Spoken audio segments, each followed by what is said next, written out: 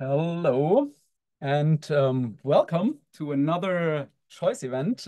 Actually, it's number 74. So really excited for today. We're today having Chris Lowe of Haleon joining us and telling us about how Haleon actually applies carbon pricing for impact in Scope 3 to accelerate Scope 3 decarbonization. And yeah, I'm really excited for the webinar today and really great to have you all here.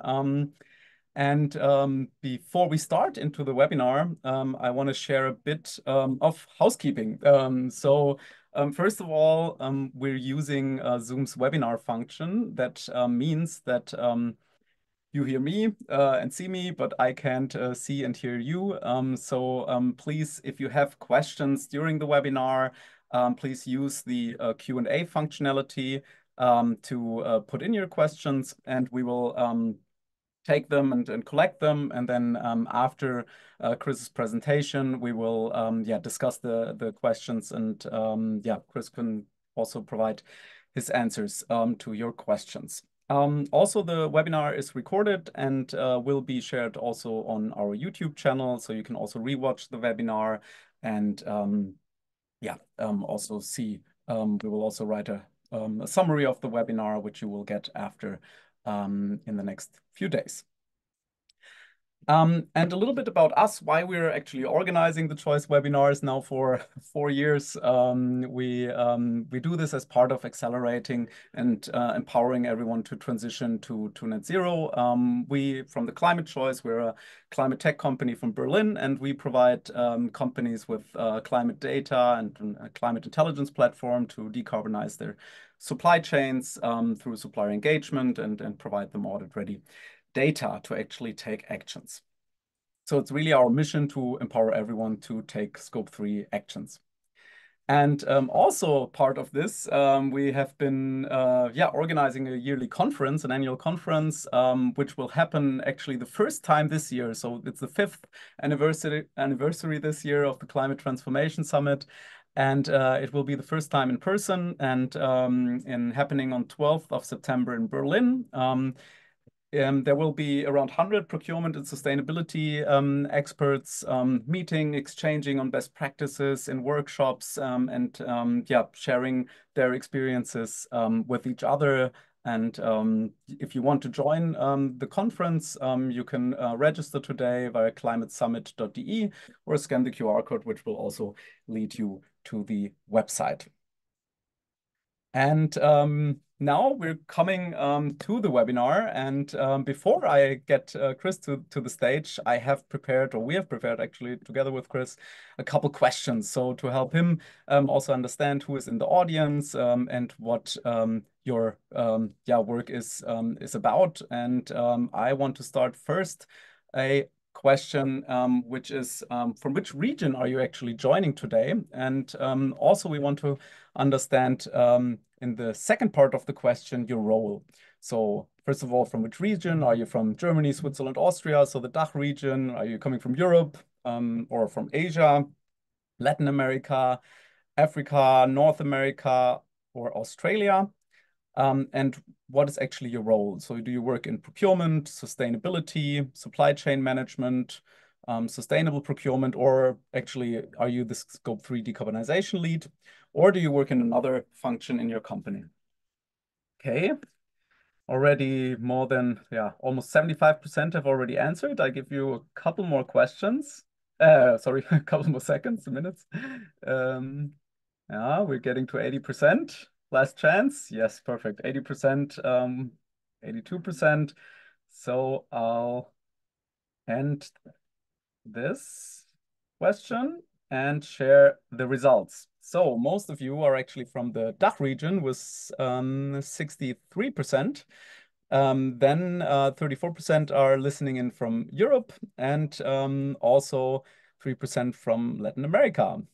And what is your role? We have around a quarter from you that work in procurement, third in sustainability, 12% in supply chain management, 12% in sustainable procurement, 3% Scope 3 decarbonization lead, and then also 15% in other areas. And now we get to a second question, and now it gets very interesting also in regards to our today's webinar. And this question is about carbon in tenders. So does your company actually already include carbon-related questions in their tenders? If you're aware of it, would love to get your answers. Yes, always. So we're always doing with every supplier, every tender, we're asking questions. Then sometimes, maybe some of you plan to do it. Some of you don't have any plans to do it, and then it's maybe not applicable because you don't have a procurement organization. Maybe you work in a smaller company.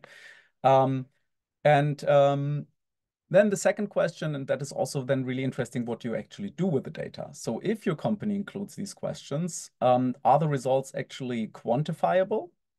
And is their impact on the tender actually made transparent to your suppliers?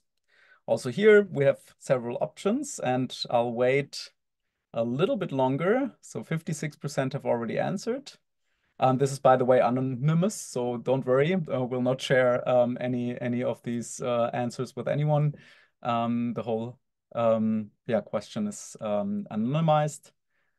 So 60% have answered. So I will end. I'll end it here and also share the results. So really interesting. So 7% say they always ask carbon-related questions in tenders. 24% do this sometimes. 24% also plan to do it, which is great. So you hopefully get a lot of insights today from Chris' experience. And also 40% say it's not applicable to them. And then also 7% say the results are quantifiable and are made transparent to the suppliers. 20% say sometimes, a lot say 30% no, but we plan to, and 44% it's not applicable. Super great. Thanks a lot for participating in the questions. And with that, I would like to ask Chris to the stage, and I'll give a quick introduction. Welcome, Chris.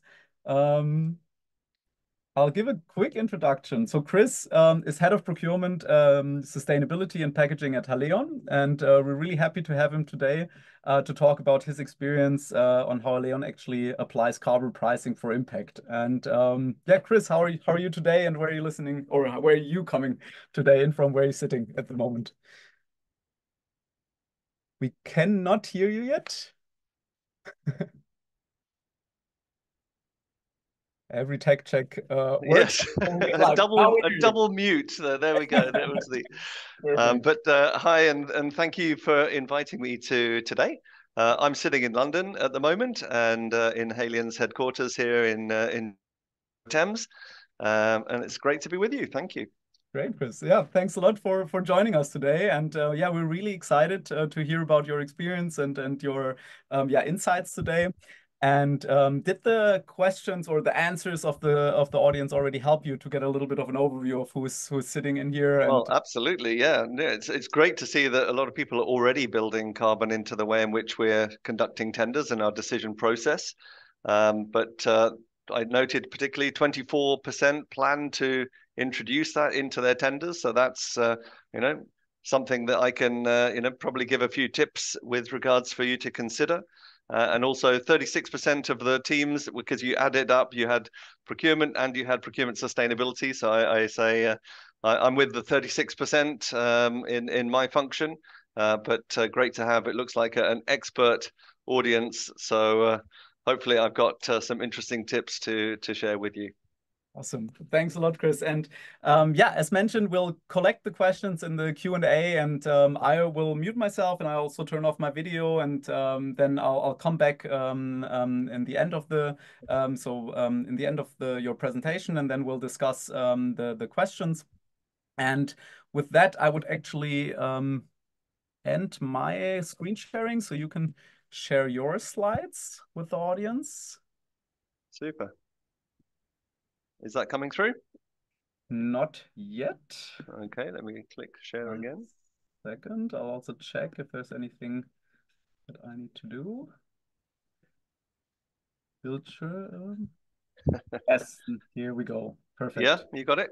Yes, I got it. Perfect. Super. Then, yeah, stage is yours and see you in a bit. And Okay. over to you. Thanks, Yasha, and hi there, everybody. And thank you very much, as I said, for inviting me today. So as Yasha was saying, that I'm leading Procurement Sustainability and Packaging team for Haleon. And as such, we're in charge of all of the environmental sustainability programs within procurement. So that's principally decarbonization, sustainable sourcing, and then making our packaging more recyclable and taking plastic out. We've made some commitments about reducing our virgin petroleum-based plastics as well that my team is managing. So today, let me just first of all make sure that everybody understands who Haleon is, as we are a relatively new company. We were part of GSK until a couple of years ago, and we are the consumer healthcare spin-off from GSK, with brands that hopefully many of you will recognize at the bottom of the screen there. And our purpose as a business is to deliver better everyday healthcare with humanity. And I think that first of all, this is great for making sure that our solutions, we've got some fantastic products out there, get to everybody that is possible.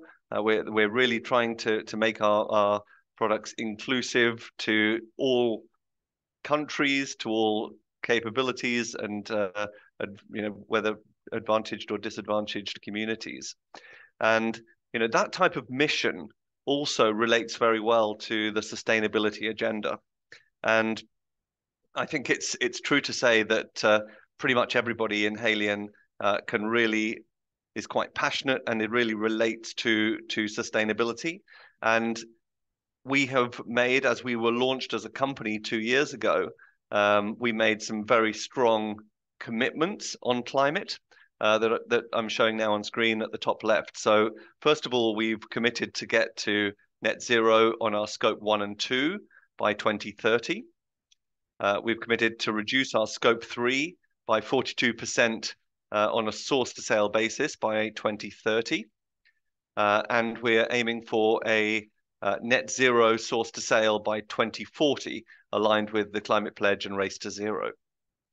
So I think you'll agree that those are fairly ambitious targets, and in particular on the scope 3, it's something that I suspect this audience is all too familiar with. That it's a difficult journey, and so over the last year we have really upped our game with regards to the way that we're approaching our suppliers and the ask of our suppliers.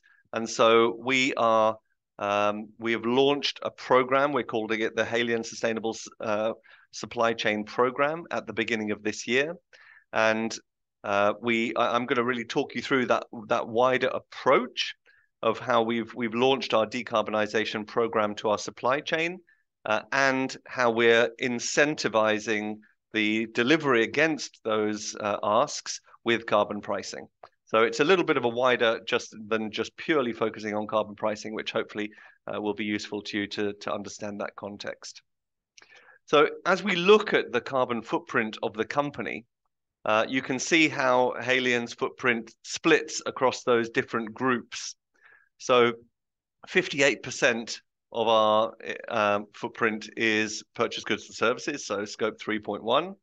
Our scope 1 and 2 is about 8%. Logistics, another 8%. Then consumer use and disposal. So that's things like people leaving the tap on when they are brushing their teeth, or boiling the kettle to make a hot drink to put their TheraFlu in, things like this. Those are the consumer use phase emissions. And then all the other bits and pieces like business travel and employee commuting and so on. So when we look at that, we can say that about 70% of our carbon footprint as a company is under the stewardship of procurement.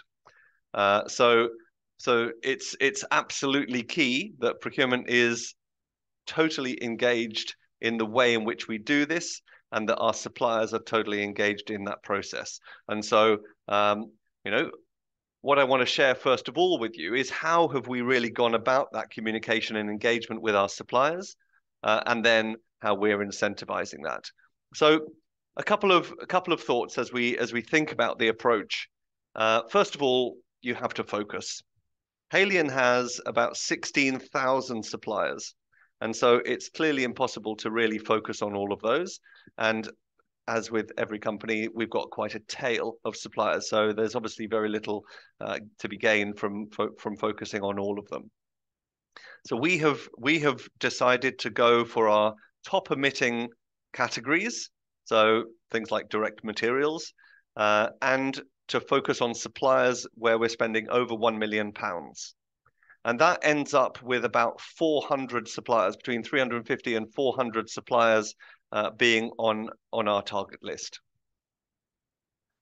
And to those, we have put out a climate pledge that I'm going to be showing to you in a few moments.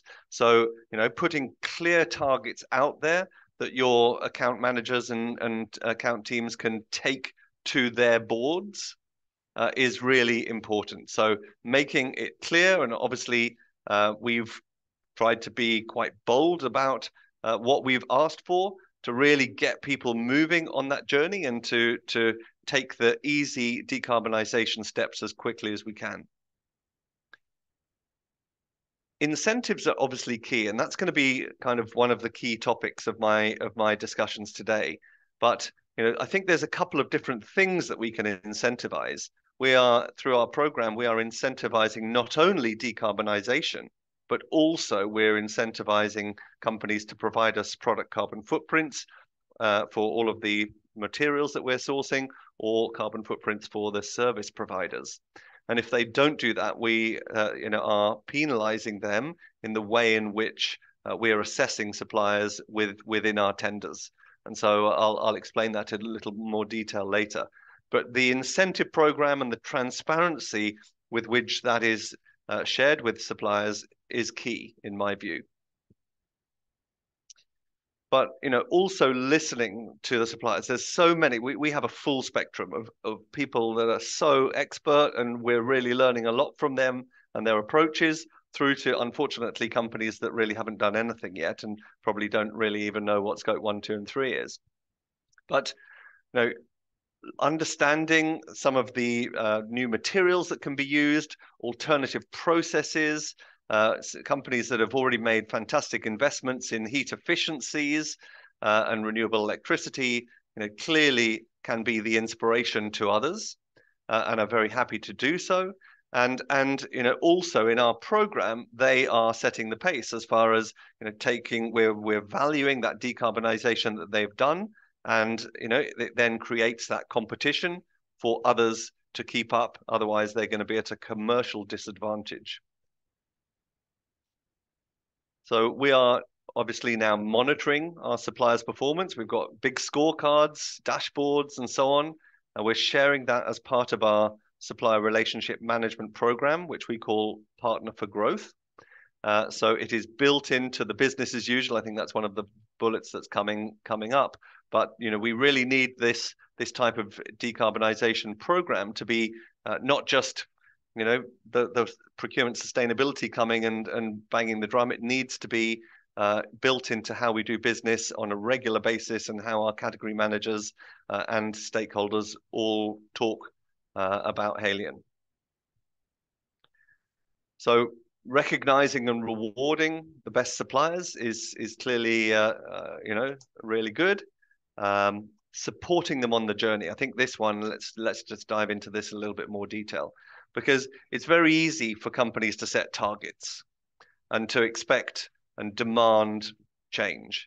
But as I said, we've got people on a very wide spectrum of knowledge about this topic and different stages of progress. And so providing resources, for example, Haleon, we are a sponsor of the Schneider Energize program, which allows our suppliers to get access to renewable electricity. is an example of the types of partnerships and programs to be able to get them moving on their journey. You know, we're also partnering with M2030 on getting product carbon footprints and asking for the carbon footprints from our suppliers. And you know, it's things like this. We're also working on green finance. We're also looking on a program to look at industrial heat applications and how we can support our suppliers to understand the types of solutions, heat pumps, electric boilers, localized steam generators, renewable natural gas, all of these types of things. You know, so it's really important to put the tools at their disposal so that you can really support them on that journey, because clearly just throwing targets over the wall is not appropriate. And you know, as with any change management program, telling them in different ways at different times and using all the different channels available to you is key. You know, we did kick that off with a supplier forum in January of this year, where we with our executives, we spoke to that 400 suppliers. But you know, subsequent to that, we've had webinars, we've reached out to them in the SRM program. We've put newsletters out, a whole range of different things in order to make sure that they're hearing it in multiple ways, as there's that sort of rule, you need to hear something 6 times before you really start to absorb it and change your behaviors. So I mentioned this, building it into business as usual programs and contracts. So we have also put that into our contract clauses. And you know, then sharing best practice. So these are the tips that I would have, and let's now bring those a little bit to life into how have we done that within Haleon. So this slide shows the supply chain pledge that we have asked our suppliers to sign up to. Again, just the top 400 that we're targeting, and it has, as you can see, 5 elements to it. The first one is around the data collection, so baselining. So it's we've asked our suppliers to provide us their carbon footprint, or PCF, by the end of this year. And as I mentioned, we've got M2030 for our direct suppliers and contract manufacturers, and we have an internal tool for our indirect suppliers. We've asked everyone to sign up to the Science Based Targets initiative, which we recognize is a tough ask, right? But because this is the one that out of this set it's corporate. They can't do this with regards to just Haleon's business. It has to be something that is corporate. And so in this situation, some companies are unable to do it, but clearly that is really setting out, you know, that they are a leader in climate, and they are going to be committing to you know, going on the journey not only with us, but as a corporation. The renewables we see as a low-hanging fruit.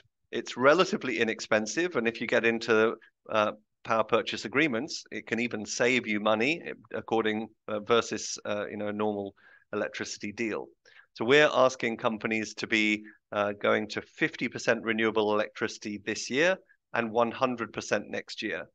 Now, our definition of renewables can include nuclear. So we're saying anything that gets you to below 0.1 tons of CO2 emissions per megawatt hour is acceptable. Then the roadmap. So, excuse me. In this case, we've asked our suppliers to start to map out the journey to net zero.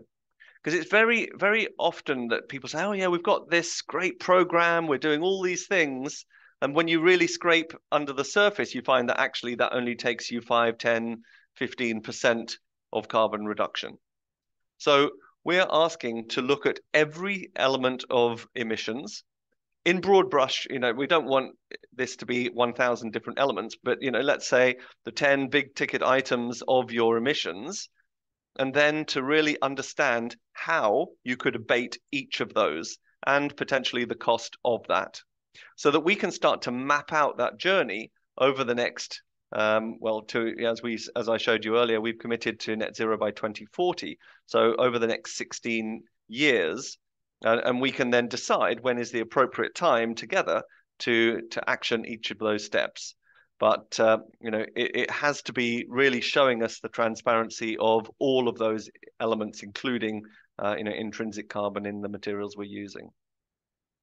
And then finally, cascade. So like I showed that we've got 70% of our carbon footprint within our scope, within Haleon's procurement scope, and therefore with our supply chain. That's probably the same for most of our suppliers. And so no program is complete without our suppliers cascading that to their supply chain. So it doesn't have to be the same program, but a decarbonization program is a key component of that. And we believe that these 5 together will enable our suppliers to really get started on the journey and make a strong commitment. And if they do these things, it will start to move them down that decarbonization journey that will, as I now describe, reward them in the way in which we are conducting tenders. And it will give them the opportunity to grow their business and to earn more business with us. So, at a high level, how are we doing carbon pricing? So first of all, when we are going to tender, we're asking our suppliers to tell us what would be the product carbon footprint associated with the scope of tender. So if they're doing cartons, we would say, what is the carbon footprint per ton of cartons that you're providing to us? And we would multiply that up to how many cartons how many tons of cartons are we tendering per year, and we would use the total emissions associated with that scope of business. We would then multiply that, and we're going to be using the European Union Emissions Trading Scheme cost of carbon. So let's say they said that the carbon footprint was going to be 1,000 tons. You would multiply that by, at the moment, it's just under 70 euros. So you multiply the 1,000 by the 70, and you add on top of their price proposal the 70,000 pounds, 70,000 euros in this case, of carbon pricing. And those two components together become the total cost of ownership. And as you can see from this mechanism, we are locking them together. It is not something that comes with a weighting. It is locked together with price. So if you're using an AQSCI or other methodology, of course, there are weightings of other different elements that you're assessing in any tender, but this carbon cost becomes locked in with the C or cost component of your assessment. So the second point to make there is that you can see in bold that if a supplier is unable to provide the carbon footprint to the required standard, then we don't want them to be out of the tender, but we do wish to send a message at that point that we are expecting everybody to be able to provide us these carbon footprints, and we're telling people in advance. Everybody that's been at our supplier forum has seen this slide and knows that this is the way that we are going to be assessing them through any competitive tender.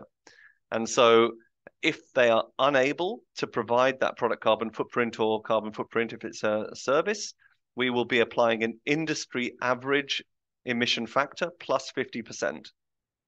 So you can see that there, with the plus 50%, there is a slight penalty associated with this. Is obviously that incentive that they could be at a disadvantage. And so therefore it's incentivizing them to make sure that they are doing that transparency in line with the first element of our pledge. And so I think it's clear that together this mechanism incentivizes decarbonization versus one company versus another, and it incentivizes baselining. So a little bit more details about that, because I think this is the interesting part as to how does this work in practice.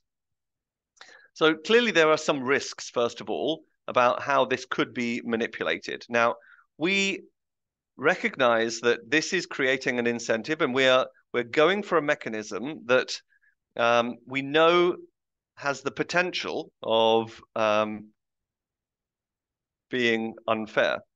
So how are we mitigating that? We have set out a structure where we're asking for the carbon footprint to be itemized into a table so that we can really see if one company's carbon footprint associated with each element is different to another, so that we can make sure that people are filling this in correctly, accurately, and where we're seeing big differences between suppliers, we are phoning them up, we are asking why is that the case, and understanding that, you know, before they get any preferential treatment through a carbon pricing mechanism, that we thoroughly understand that that data point is accurate and fair. So you know, clearly that first part is a potential risk that somebody might try to manipulate this, but this is the way in which we are making sure that that is not possible. And then we're also, after any awards are made, we are building this into our contract clauses so that they are, if as it turns out, once they do a full PCF and get that peer reviewed, excuse me, if there is any difference, especially if it's increase versus the carbon footprint that's submitted during the tender, then they would be liable to pay for the extra emissions multiplied by the current EU ETS price. And in the event that we believe that that has been fraudulent, then we would have a right of termination. So it's through these mechanisms that we are trying to ensure that there is a level playing field. So as I said, on point number 2 here, in the event that suppliers haven't analyzed their scope 3, then we would, first of all, we're saying, okay, it doesn't have to be all primary data. So for direct materials, we do require primary data for scope 1 and 2, but we will allow industry average assumptions for scope 3. And for services, we will allow a share of corporate footprint. Otherwise, if you're unable to meet those requirements, then it's the eco-invent plus 50% or industry average emission factor plus 50%. And as time goes by, and we think that people's maturity, companies' maturity in providing product carbon footprints and other footprint data improves, we will be increasing the requirements ultimately to peer-reviewed PCFs for this type of assessment. There is, of course, a risk that, you know, with a price of 70 euros a ton, that you can buy offsets much cheaper than that. And obviously, there's all sorts of questions about the validity and how good offsets are. So we will not be allowing any offsets or insets to be used in the assessments of carbon footprints in this mechanism. And final risk to call out is that it could be that some companies are rubbing their hands with glee and thinking that they can make extra money out of this type of mechanism. You know, clearly we will be running a competitive tender as part of this, and we will be negotiating all deals. So whilst it does recognize and does value decarbonization, that can't be taken advantage of, and we will be making sure that we're only paying a fair price for any services and products that we purchase. And then the final slide on carbon pricing is really sort of a couple of other considerations. So, you know, we as I was saying earlier about the table, we will be requiring itemization of this. And if you're adopting something similar, you know, I would advise you to think about, you know, what level of transparency you will require. It's a balancing act, because obviously you don't want to go too far. You know, we like the PAC standards, the TFS standards, but we are not requiring the full detail of all of the data points related to that. We're going for something that's easier to complete, but nonetheless provides sufficient granularity that you can make comparisons. I've actually mentioned this. Corporate allocations are okay for indirect. Assumptions allowed at the scope 3 level. We also talked about that. Contractual clauses. Okay, I obviously jumped ahead of myself in my comments. Provide footprints of materials you specify. So what this means is that in our pilot phase, we actually, in one of the tenders, we were saying you must buy this particular material and you must use that in your packaging materials. And actually the footprint that we got back from many of the suppliers was slightly different for that material. So rather than allowing that extra churn, we ended up saying, no, we will take that element out, or we will specify any materials and the carbon footprint associated to those materials that we are specifying, so that that variability is removed from the way in which companies are providing their carbon footprints. And then finally, clearly we need to set certain parameters. Each business, you will have rules about how you're treating biogenics. Because we're signed up to the SBTi, we are not allowing biogenics in the basic carbon footprint. So whilst we are asking them to be itemized, we are excluding them from the carbon pricing calculations. We're using guidance from PACT and TFS for, especially in some of those more tricky areas, to define exactly how you quantify your carbon footprints. And we are also specifying a cradle to gate approach for all of our direct materials. So these are the types of things that you would need to consider if you're doing something similar. So just changing gears then for a few minutes, I think we've got a few more minutes left. There are lots of other ways in which you can identify opportunities. So, the carbon pricing has been really creating some very valuable conversations as we are requiring this type of information, as we're vetting the different information that's coming back. We're really starting, the category managers are learning and starting to understand the differences between suppliers and some of those decarbonization levers. But there's lots of other things out there in the open market for free that we can all be drawing upon. And so I've called out 3 of them here that I think are particularly valuable. So first of all, annual reports. If you look at your top suppliers' annual reports and they're being transparent in their scope 1, 2, and 3, you can get really good information. And that tends to be a good deal more accurate than using EcoInvent or some of these industry average emission factors. There are also companies out there doing that for you that are scraping data from from all the different reports that are available. And so it's quite interesting to see that. You can also see where there are potential projects and reductions that suppliers have made over previous years that could be contributing to your decarbonization journey as well. On AI, we've found that in particular ChatGPT 4.0 has been a step change in its knowledge about the high carbon emitting processes that our suppliers are likely to be having. So, for example, we asked it, as you probably understand, we buy quite a bit of paracetamol, which is a fairly technical material to be manufacturing.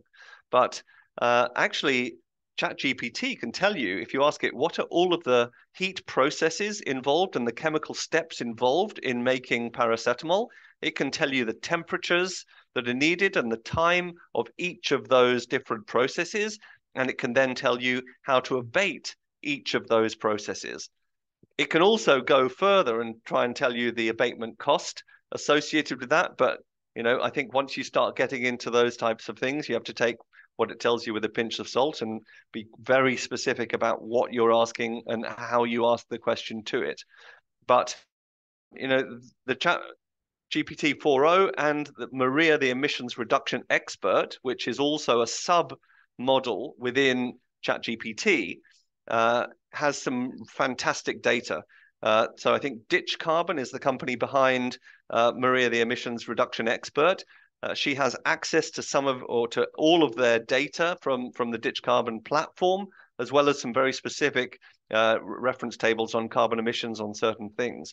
So you can ask some fantastic questions, and the level of insight that it can provide you on your own materials, your own services, and the decarbonization journey that you would need to be embarking upon is really interesting. So if you haven't played with these tools, I would very much encourage it. And then finally, there are so many wonderful organizations that are sharing information and great case studies that are out there. I mention a few there. The SPP is the Sustainable Procurement Pledge. And actually, while I'm talking about them, they also have a working group at the moment working on carbon pricing and looking at, so if the comments that I've made today are of interest to you and you'd like to be part of a working group trying to develop something that would be able to be used by all companies, the Sustainable Procurement Pledge is doing exactly that, and will then be publishing their sort of crowdsourced methodology on the SPP platform. And so let me know. You can reach out to me. I think we'll be sharing my contact details, or that of Oliver Hurry, who is coordinating the SPP working group. So lots to look at there. Some fantastic case studies in the WBCSD platform that's linked to the Climate Drive, and so many others there. But I don't have time to go into all of them now. So as we've been going through this journey, and as I said, it's been quite eye-opening to really start to get everybody understanding the differences, and the teams really learning what are all of the key actions within decarbonisation. These are what we've been thinking about with regards to getting some quick wins under our belt. So supplier switching. So as you have those conversations with suppliers, as you start getting product carbon footprints and carbon footprints in, then you start to see the differences, both at a tier 1 and at a tier 2 level. And we've done this with paper mills, where we saw quite big differences between different paper mills, and we've been able to change the paper that we're specifying in order to make carbon savings. On value engineering, we've been changing our specifications. So for example, in things like sachets, so the Eno product, which is an antacid product that we manufacture, used to be in sachets with an aluminium layer inside it. So the value engineering team and the brand team changed that to a recycle-ready sachet format without any aluminium in it. And that has made a fantastic reduction in the carbon footprint as well, of about 7,500 tons of carbon.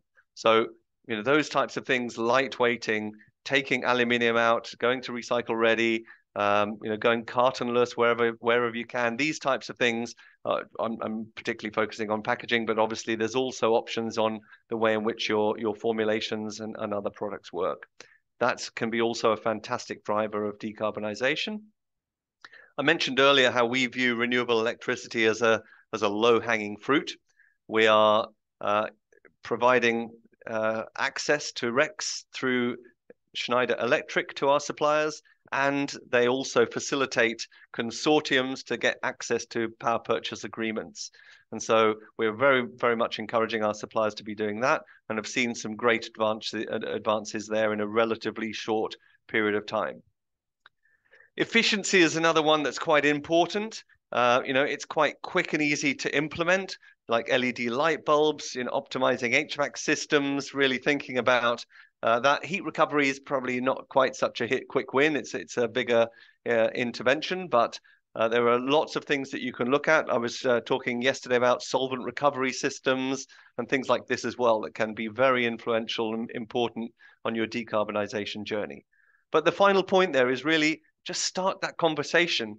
If you aren't having those discussions with your suppliers, understanding where their carbon is coming from, what they're already working on, and starting that knowledge build process with your procurement teams, now is the time to do it, and it will unlock so many of these opportunities. So to close, I think, hopefully if I sort of boil down some of the key messages I'm trying to give there: strong communication to your suppliers, make sure you've got that executive support, giving that clear message to your suppliers that they can take that to their board, and then they can really get their journey started. Carbon pricing to us is a great way of incentivizing that change, because, whilst asking suppliers to do the right thing sometimes get results, in general, building a commercial metric into the heart of your business model is far stronger and gets the results much quicker. And so that is why we feel that carbon pricing is a really valuable mechanism in our journey. Then using data to target and identify opportunities for decarbonisation, using AI and all the different data fields that are available on the public domain, and get cracking with those quick wins, share them, cross-fertilize them, make sure that everybody is thinking in the same way. And hopefully, whilst the mountains ahead of us on the road are still high, hopefully we can make good progress together on this journey. So with that, I will pause, and any questions, Yasha, if you want to come back in and facilitate the Q&A. Thank you. Super. Thanks a lot, Chris. A lot of great insights. Thanks a lot. There were also lots of questions. I tried to group them a little bit so we can have, yeah, hopefully answer most of those. Maybe let's start with the so actually the point that you're actually tying in the carbon price into the actual price of a product, Yes. right? And there was the question. So first of all, it was really, really well perceived. But could you also share how you deal actually internally with this, possible increase of cost, or how do you kind of like use this kind of like as an internal mechanism? So yeah, there is clearly a risk of an increase in cost. Now, I would say that it's not all that large. When we look at the total cost, so one way of looking at this is looking at the total carbon footprint of Haleon. Now, I'm not going too far, I don't think, by saying that Haleon's carbon footprint is 2.5 million. That's what we published in our annual report. And so if you say multiply that by the carbon price from the EU ETS, that comes to around 2% of Haleon's annual procurement spend. So clearly, there is no way that carbon pricing is going to be taking us from our current carbon footprint to zero in one fell swoop. If that happened, there would be an on cost of 2%. But we believe that this is really creating that incentive between suppliers, and it will on occasions create that we will have to be paying the incremental value, but it really creates an environment of incentive. So up till now, okay, we've only been doing this for a few months, but up till now we have not actually paid any more for this, despite the fact it's been incentivizing and driving really great conversations. So I think that the increment over time, as this becomes more prevalent across the business, is modest. Yes, it also depends on which category, because as you look at what 70 euros per ton does, the ratio of carbon price to different categories is very different. So one of the ones with the higher percentage is plastic, because it's relatively cheap and has a relatively high carbon content. So in that case, we've seen one of our tenders, we had something like a 3.6% of the overall tender was carbon. And so yes, there is a potential, but at the same time, our business units and stakeholders are very conscious that there is a potential cost. If we don't do the decarbonization actions, there is probably going to be EU ETS carbon tax coming our way at some time in the future. So we know that there is a potential cost. This has been, obviously, it's not just me that's done this. This has been approved right up to the top of the house and our board. So it is understood that there might be some on cost, but it is worth paying in the overall scope. Nobody can expect a decarbonization journey of scope 3 to get to net zero to be completely free. Yeah, that's a very good point. So actually, like if I reframe that, so it's actually financial risk is also kind of like considered as a key driver for this, and also very, very closely brought together with these efforts. If I frame that right. Can you share also, because like that's something that we also get a lot, and we run also like an action group where different companies come together and work together on implementing these programs. And there was a question where we also see a lot of challenges. How big is actually your team? Because like a lot of companies, for example, there's the procurement without any specialists, for example, or the climate team tries to get the procurement on board, but there's still often lack of resources. How big is your team? Maybe can you share a little bit about your journey on building the resources? Yeah, sure. So my team is with the extended team members, we're 9. But we're also, there is a larger central sustainability team, and we are actually now hiring an LCA expert. So there are kind of 3 or 4 of us that are really at the core of this, supporting the category teams, with the LCA expert coming online very soon. So yeah, it is a question, because we know, as you rightly point out, that when there are differences between the submissions coming back, it needs some expertise in order to really understand the answers and to make sure that you're getting to that like for like position. And so it's a very valid question. We are still sort of growing and scaling this up. So at the moment, it seems manageable, but yeah, we're not fully there yet as far as all of the tenders are being done through this mechanism to be able to tell you exactly how much resource is needed. But it's certainly something we're considering. Yeah. But we want to try and educate the category teams, but recognize they'll probably never be experts in this field. Great, thanks a lot. And you mentioned very right, so that kind of like now is the time to actually take action. And there was also a question that maybe ties a little bit into that. You mentioned also you selected your suppliers by spend, right? Like you had to have a threshold. I think you mentioned £1 million annual spend per supplier, and to actually be selected for the program. What's the rationale behind this versus emission impact? Can you tell a little bit about this, or do you consider both, or is there? Well, yeah, as I mentioned, that we first of all said which are the high emitting categories. So I said we put in all raw materials, we put in logistics, capital, utilities, a whole range of other ones as well. And then within those, we've used the £1 million threshold. So yes, it is very much related to what type of goods and services they're providing. Right. So it's actually both. Super.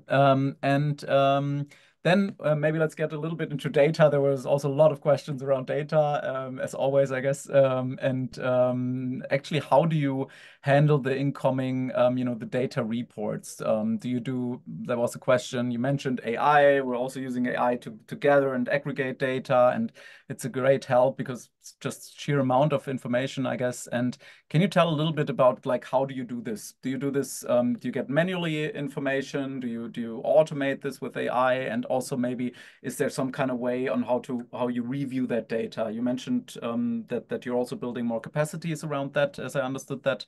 But maybe what do you currently do, and what's your view on this? Yeah, we're using Ariba as our ERFX platform, and so we are asking for the data to be submitted. Sometimes it can be offline tenders, but that's our principal platform where we're asking for all the submissions to be made in there. But it does tend to be spreadsheets submitted through Ariba, and we're still into the kind of manual analysis and comparison. So, as this develops, there may be a more sophisticated way of doing that, but that's where we are at the moment. We've also made a tweak to the way in which our e-auction platform operates, and so that you can integrate the carbon pricing into a live e-auction, where you say that, let's say I use the example of 70,000 against one supplier earlier on, that you can say that is a fixed premium on top of any bid that that supplier makes, and the next supplier might be 60,000, 50,000, and so it is consistent across, and their live auctions will work with that carbon price applied in each case. Okay, great. Thanks a lot for sharing that as well. And then maybe a last question. That was also very specific. So regarding putting carbon pricing into contact clauses, and you mentioned about a penalty for suppliers whose actually PCF is higher than bidding. That's the pricing mechanism, as I understand this.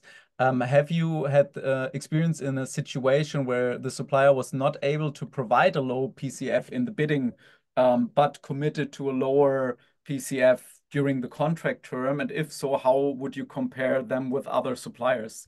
It's a very specific one. No, that's great.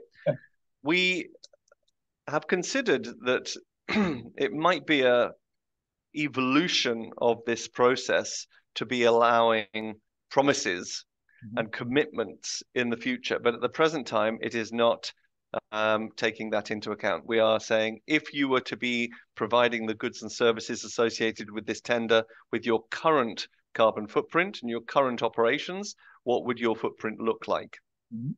So we are not taking into account promises and future reductions. Yes, that makes sense. All right. Super. You need to walk before you can run. Yes, yes. I think like it's a really good as you mentioned, right? Like now time to start, and I think you made a great examples on how not to wait for the perfect, solutions everywhere, because like if we wait, it's probably too late, right? If we wait to take action until everything is clear, everything is there. So I really like that, and I'm also a strong advocate for that. And that's really great to hear and see the great example of you taking those actions. And maybe if someone, kind of like didn't, get everything in the webinar or joined a little bit later, if there's one kind of like key message or key sentence, what would that be kind of like to take away from this webinar? If it's kind of like one message, what would it be? Yeah, I think it's kind of what I was summarizing there at the end, that it's really around the incentives, that doing the right thing is not strong enough, that we need to build incentives into the very core of our economic models. And this is a great way to be able to incentivize decarbonization and at the same time incentivize transparency of carbon footprints that will facilitate that journey. Wow. That's a great sum up. Hopefully we all incentivize our economies in the future to continuously improve on that. And thanks a lot for sharing your insights, your learnings. That was super valuable. And as mentioned, we will also publish the webinar afterwards. So if anyone wants to rewatch it, it will be on our YouTube channel. And with that, I want to thank you again and all the participants for today, and hope you had a great, or I had a great lunch break listening to you and learning more. And hope everybody could take something that they can implement or start implementing in the next weeks in their companies and drive scope 3 action. And wish you all a great rest of your week. And Chris, same to you. And well, thanks for having me. It's been hopefully that was useful to people. it was definitely. And thanks a lot. And have a great afternoon and great rest of your week. And hopefully see you at the next choice event, which will actually be about the next Scope 3 action group, which will start in October. And or join the Climate Transformation Summit in September in Berlin. We really much look forward to stay in touch with all of you, and wish you a great week. Thanks a lot for joining. Thanks, everyone. Bye bye. Bye bye.